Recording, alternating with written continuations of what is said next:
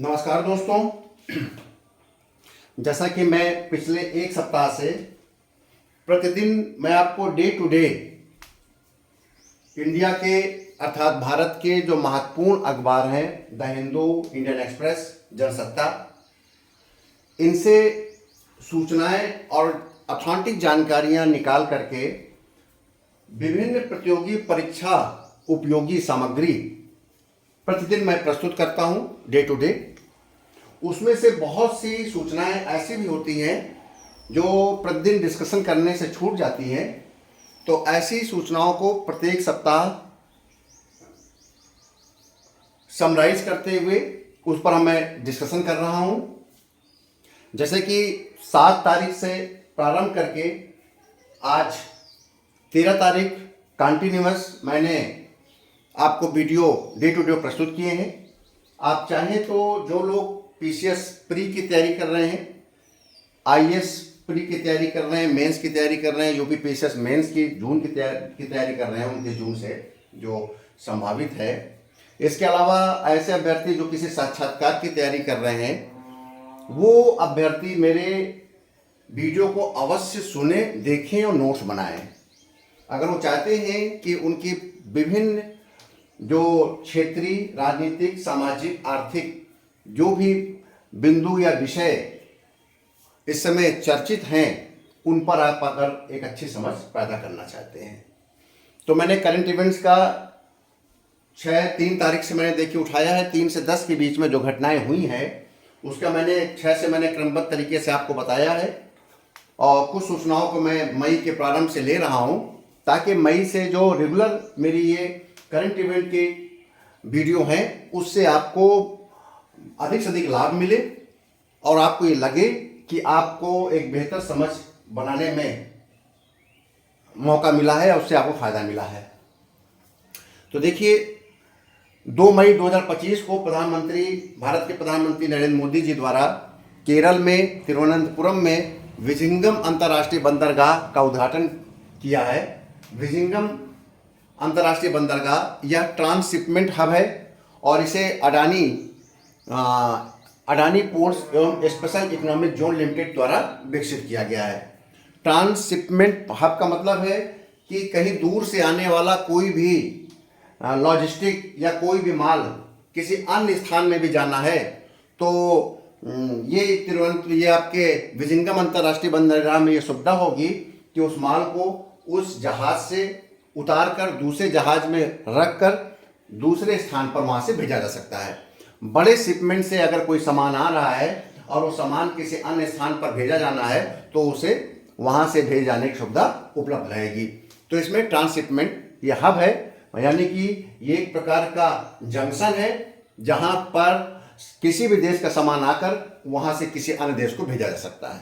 ठीक है, तो ये विजिंगम अंतर्राष्ट्रीय बंदरगाह किसी भी प्रारंभिक परीक्षा में पूछा जा सकता है, मेंस में पूछा जा सकता है। ठीक है, अगला है एक किताब है India at the rate of 100 envisioning tomorrow's economic powerhouse. बहुत महत्वपूर्ण किताब है, क्योंकि ये जो हमारे आईएफ में एग्जीक्यूटिव डायरेक्टर थे प्रोफेसर कृष्णमूर्ति वी सुब्रमण्यन, उन्होंने लिखी है।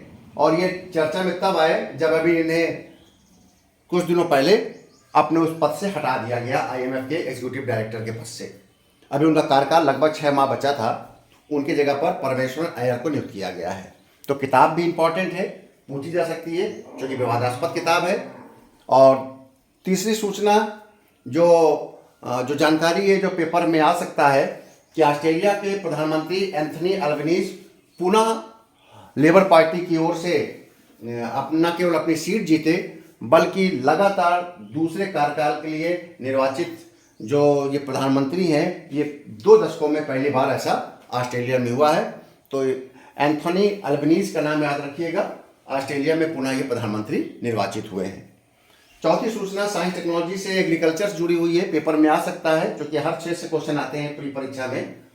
आईसीआर ने 2 जीनोम एडिटेड चावल की किस्में डीपीआर राइस 100, जिसको कमला नाम दिया गया है, और पूसा डीएसटी राइस 1 का विकास किया है।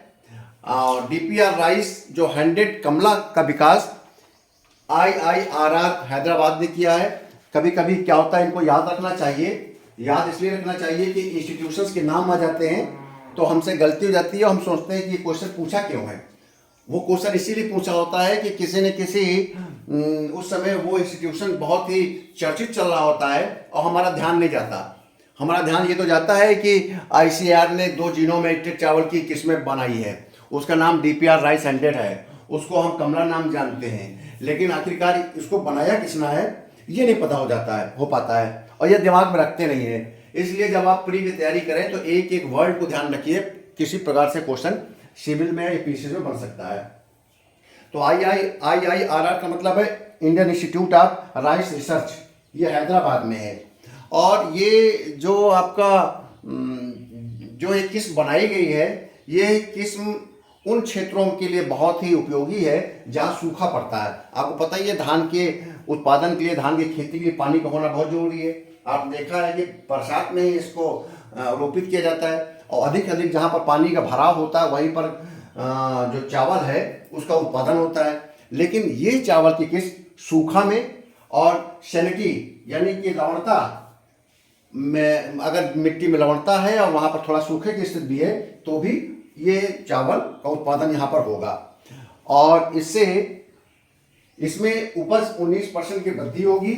और सबसे बड़ी बात है कि ग्रीन हाउस इफेक्ट भी इसके कारण कम होगा, लगभग 20% ग्रीन हाउस जो गैस है उसका भी उत्सर्जन कम से कम होगा। ठीक है, तो आप ध्यान रखिएगा। जीनोम एडिटेड ये एक प्रकार की आपकी किस्म है। तो जीनोम एडिटेड के बारे में थोड़ा समझ के रखिएगा कि जब किसी जीव के DNA में सूक्ष्म स्तर पर बदलाव किया जाता है, जब किसी जीव के में उसके DNA में कोई परिवर्तन करते हैं और परिवर्तन करके अवांछित गुणों को हटाते हैं, वांछित गुणों को जोड़ते हैं, तो उसे हम जीनोम एडिटेड कहते हैं। DNA में परिवर्तन करना, ठीक है ना। तो परिवर्तन करके हम उसको नई क्वालिटी और नया उसकी विशेषताएं गुण उसमें हम पैदा करते हैं, तो उसे हम जीनोम एडिटेड कहते हैं। अगली जो सूचना जानकारी है, पिछले एक सप्ताह में एक एयरपोर्ट है बेन गुरियन एयरपोर्ट, ये तेल अवीव इजराइल में है। बेन गुरियन एयरपोर्ट, इसमें हौथी जो विद्रोही हैं यमन में, कभी कभी पेपर में आएगा कि हौथी विद्रोही कहाँ पर हैं, तो पश्चिम एशिया के यमन के जो विद्रोही हैं उनको हौथी विद्रोही कहते हैं। इन्होंने बेन गुरियन एयरपोर्ट पर अपना मिसाइल से हमला किया है, जिसके कारण कुछ समय के लिए बेन गुरियन जो इंटरनेशनल आपका एयरपोर्ट है उसमें आवागमन के रोक लगा दी गई थी। और ये हौथी विद्रोही यमन से जुड़े हुए हैं। अब हौथी विद्रोही ईरान समर्थित हैं। देखिए, पश्चिम एशिया की समस्या पर फिर हम कभी डिस्कशन करेंगे।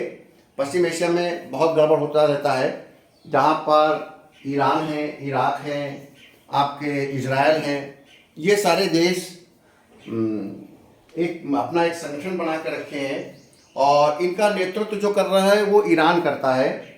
ईरान इनका नेतृत्व करता है। चूँकि ईरान अमेरिका और अमेरिका से प्रभावित जो देश हैं उनसे उनकी हमेशा अगेंस्ट स्थित रहती है, विद्रोह की स्थिति रहती है। तो ईरान से जुड़े हुए जो ये विद्रोही गुट हैं, ईरान उनको समर्थन देता है और ये एक्सिस ऑफ रेजिस्टेंस का एक हिस्सा माने जाते हैं। प्रतिरोध की धुरी इसलिए कहते हैं इनको क्योंकि इन्होंने अमेरिका का विरोध करना है, पश्चिमी देशों का विरोध करना है। ठीक है, इस प्रतिरोध की धुरी में ये इन्होंने स्वयं अपना नाम दिया है। जब एक्सिस ऑफ एबिल नाम दिया था 2002 में जॉर्ज बुश ने, उस समय अमेरिका के राष्ट्रपति थे, उस समय इन्होंने ईरान, इराक और उत्तरी कोरिया को एक्सिस ऑफ एबिल कहा था, बुराई की जड़ या धुरी। ठीक है, ईरान, इराक, उत्तर कोरिया को। तब इन लोगों ने अपने आप को एक्सिस ऑफ रेजिस्टेंस कहा था कि हम एक्सिस ऑफ रेजिस्टेंस के रूप में काम करते हैं। तो ये जो एक्सिस ऑफ रेजिस्टेंस में कौन कौन सा लोग शामिल हैं, एक तो ईरान है, ईरान इनका नेतृत्व करता है। आप देखते हैं कि अमेरिका और ईरान के बीच में हमेशा टकराव रहता है और ख़ास तौर से न्यूक्लियर को लेकर, यूरेनियम को लेकर हमेशा ये इस पर चलता रहता है इन दोनों के बीच में। तो ईरान इसका नेतृत्व करता है। इसमें सीरिया, हिजबुल्लाह, लेबनान का जो विद्रोही गुट है हिजबुल्लाह वो शामिल है, यमन के हौती विद्रोही शामिल है, फिलिस्तीन के हमास शामिल हैं और इराक के शिया मिलिशिया शामिल हैं। इन सब से मिलकर प्रतिरोध की धुरी बनती है। आपके पेपर में आ जाए कि प्रतिरोध की धुरी किसे कहते हैं तो आप ये लिख सकते हैं। और एक्सिस ऑफ एविल में कौन कौन शामिल है? एक्सिस ऑफ एविल में ईरान, इराक, उत्तर कोरिया शामिल है। सन 2002 ने ये शब्द आप अपने भाषण में राष्ट्रपति जॉर्ज बुश ने दिया था। ठीक है। अगला एक इम्पॉर्टेंट सूचना है, क्योंकि सभी सूचनाओं, सभी जानकारियों का थोड़ा बैकग्राउंड होता है। मैं अपने लेक्चर में, अपने वीडियो में थोड़ा बैकग्राउंड बताता हूं, जिससे आपको समझ अच्छी बनेगी और आप अगर पेपर में आएगा, इंटरव्यू पूछा जाएगा तो आप बता सकते हो। देखिए, भारत इस समय वर्तमान में इजराइल और हमास के मध्य कतर, मिस्र मध्यस्थता कर रहे हैं। आ जाएगा अगर पेपर में कि वर्तमान में इजराइल हमास जो युद्ध स्टार्ट हुआ था 2023 में, और तो इसके इन युद्ध का परिणाम तो अभी तक कुछ निकला नहीं है, और ना तो परिणाम निकला है, और लाखों, कई लाख लोग मारे भी गए हैं। और इस पर हर चीज़ के एक मध्यस्थता होनी चाहिए ताकि वो युद्ध जो स्टार्ट हुआ वो ख़त्म हो जाए। तो कई बार इजराइल और हमास के मध्य कतर और मिस्र ने मध्यस्थता करने की कोशिश किया। पेपर में आ जाए कौन से देश मध्यस्थता कर रहे हैं तो आप ध्यान रखिएगा, कतर और मिस्र। और इसका थोड़ा बैकग्राउंड बता दूं, इसमें लिखा भी है इजराइल और हमास के मध्य युद्ध 7 अक्टूबर 23 को प्रारंभ हुआ था। 7 अक्टूबर 23, देखिए समय निकलते देर नहीं लगता, 25 चल रहा है। आपने सुना होगा उस समय एक दिन अचानक हमास ने 5000 से अधिक मिसाइलों के साथ, रॉकेटों के साथ इजराइल पर हमला किया था और लगभग 1200 नागरिक मार दिए थे। ठीक है। इजराइल ने इसे युद्ध घोषित किया और 8 अक्टूबर से उन्होंने भारी मात्रा में गाजा पट्टी क्षेत्र, भूमध्य सागर में ये एक क्षेत्र है, गाजा का नाम गाजा पट्टी इसको बोलते हैं। गाजा में फिलिस्तीनी रहते हैं, वहीं का ये हमास एक गुट है जो आंतरिक रूप से गाजा पट्टी का प्रशासनिक नियंत्रण रखता है 2007 से। तो फिर इजराइल ने गाजा पर पूरी तरह से फुल ब्लो, पूरी तरह से आक्रमण किया, और आक्रमण करने पर लाखों की संख्या में अब तक फिलिस्तीनियों को, गाजा में रहने वाले फिलिस्तीनियों को मारा गया है। वहाँ की आबादी लगभग 50 लाख है, जिसमें एक अनुमान के अनुसार बताया गया है कि लगभग 4 लाख फिलिस्तीनी मार दिए गए हैं और इतने ही लगभग जख्मी हैं। जब इजराइल ने आक्रमण किया 7-8 अक्टूबर 2023 को हमास के प्रशासनिक क्षेत्र में गाजा पर, प्रशासन नियंत्रण में जो उनका गाजा, उस पर जब हमला किया तो वहाँ पर पानी, बिजली, स्वास्थ्य संबंधी सुविधाएं, खाद्य आपूर्ति सबको उन्होंने रोक दिया और चारों तरफ से आक्रमण किया। भारी मात्रा में नुकसान हुआ। वहाँ पर भुखमरी, गरीबी और स्वास्थ्य संबंधी एक विपरीत स्थिति पैदा हो गई है, खराब से खराब स्थिति पैदा हो गई है, जिसके कारण WHO, यूनिसेफ जैसे संगठनों ने वहाँ पर आपात स्थिति घोषित किया है। ठीक है। बार बार कतर और मिस्र मध्यस्थता करने की कोशिश कर रहे हैं, फिर मध्यस्थता की कोशिश हो रही है। उसी पर ये प्रश्न है कि इस समय आज भी वहाँ पर युद्ध चल रहा है। कुछ समय के लिए बीच बीच में युद्ध विराम होता है, लेकिन कोई भी अभी समझौता इजराइल और हमास के बीच में नहीं हो पाया है। ठीक है। कभी हम आपको गाजा के बारे में और हमास के बारे में बतलाएंगे विस्तार से।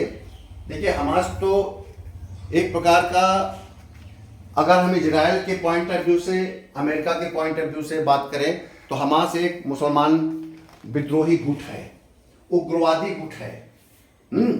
और वैसे हमास का फुल फॉर्म है HAMAS।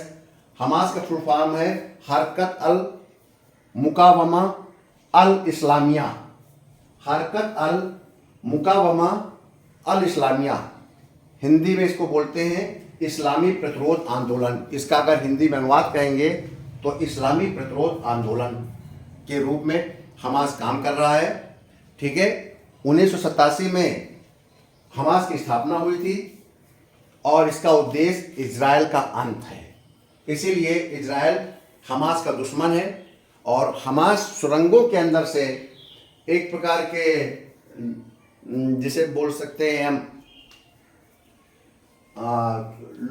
छुप कर आक्रमण करने का काम करता है। और इस समय जो उसकी सेना है सुरंगों से आक्रमण कर रही है इजराइल पर। दोनों तरफ से नुकसान है। बहुत से नागरिक अभी बंधक हैं। हाल में अभी 10 मई को उन्होंने 12 मई को एक इजरायली सैनिक, अमेरिकी इजरायली सैनिक एडन अलेक्जेंडर को भी बंधन मुक्त हमास ने किया है। तो इजराइल हमास के बीच में जो युद्ध है इसके बारे में मैंने आपको संक्षेप में चर्चा किया। तो इस प्रकार से करंट इवेंट में 3 मई से लेकर 10 मई के बीच में जो भी घटनाक्रम हुए हैं उसका मैंने वर्णन किया है। मेरे वीडियो प्रतिदिन आप देखें, रोज़ देखें, क्योंकि ये वीडियो पूरे समाचार पत्रों का विशद अध्ययन करने के बाद संक्षेप में आपके सामने प्रस्तुत किया जाता है और जिसमें एक बैकग्राउंड भी आपको हम बताते हैं, पृष्ठभूमि भी बताते हैं, जिससे कि आपको उस जानकारी, उस सूचना या उस समाचार का आपको पूरा आधार मिल सके और पूरी जानकारी मिल सके। ठीक है, बहुत बहुत धन्यवाद।